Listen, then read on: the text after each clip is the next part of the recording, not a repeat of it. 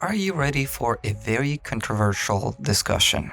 I mean, it will be more of a monologue, but still. Have you witnessed the people who are trying to gloss over the unspeakable nature of the October 7th, 2023 attack? Actually, more of a massacre in Israel by Palestinians. Yes, not just Hamas. By mentioning something like, well, the Jews were doing it since 1948. Well, first of all, no, they didn't. Even at the time of the most controversial actions against the Palestinians, such as, in just one case, a quite brutal campaign of retaliation for the 1972 Munich Olympics massacre. When the Israelis used very ruthless methods, and justifiably so, they have never lowered themselves to the same methods as those used by the Palestinians. Because, well, did you ever hear about Mossad sending its agents to murder Palestinian athletes? Or maybe they have tried to assassinate a Palestinian ambassador to a different country, something that the Palestinians did do. No? Well, exactly. However, let's keep going. Often the claim that is designed to justify repeated attacks against the Jews, and not just in Israel, is of course stolen land. And of course, the very famous Arabs lived peacefully with the Jews until 1948. Well, the first claim requires a separate video, but I can definitely address the second one.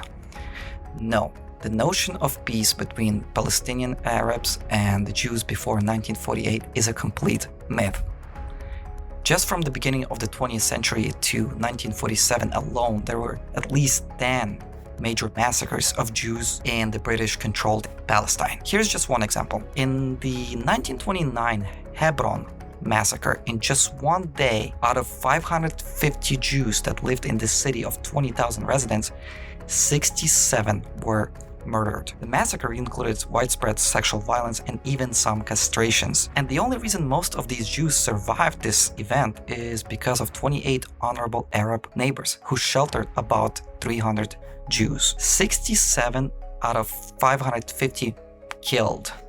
That's nearly one murdered for every 8 people. For comparison, during what the most intelligent members of our society call genocide in Gaza, which is happening right now, which is in fact an active combat zone where Israeli tanks get blown up, their troops get ambushed. By the way, have you ever witnessed a genocide where there was such intense fighting? No? Interesting. But anyway, according to Hamas ministry itself, a total of about 30,000 people, and of course they don't mention how many of them were fighters, were killed in 150 days of fighting out of population of 2 million. That's one killed person for every 60,000 people. Meanwhile, in Hebron, just in one day, for every 9 Jews, 1 was murdered. And that is just one such case of anti-Jewish violence in British-controlled Palestine before 1947, before there was any significant attempt to create 2 independent nations, to give Jews who were expelled from their land, which is mentioned in Quran, by the way, around 40 times, almost 2,000 years ago, and Palestinians who have never ever before had any resemblance of any independent nation or a kingdom, a chance to have 2 independent nations. Most of such pogroms happened when the Jews were not only a tiny minority, but also were not proclaiming the Israeli state. They didn't force anyone to leave. In fact, if they had to get more land, they did something unspeakable. They worked hard as a single individual group, made money, and purchased often the most cheapest uninhabitable land in the region. They even had an organization formed to do this. In fact, when the British authorities offered the Arabs to form a similar organization, guess what they did? You don't know? Oh well, the very proud ancestors of future Palestinians who later refused at least 5 very generous offers of 2-state solutions, broke multiple ceasefire agreements. Yes, the Arabs refused. But guess what? Later on, nobody ever called this or any other pogroms and massacres against the Jews in this region a genocide. I wonder why.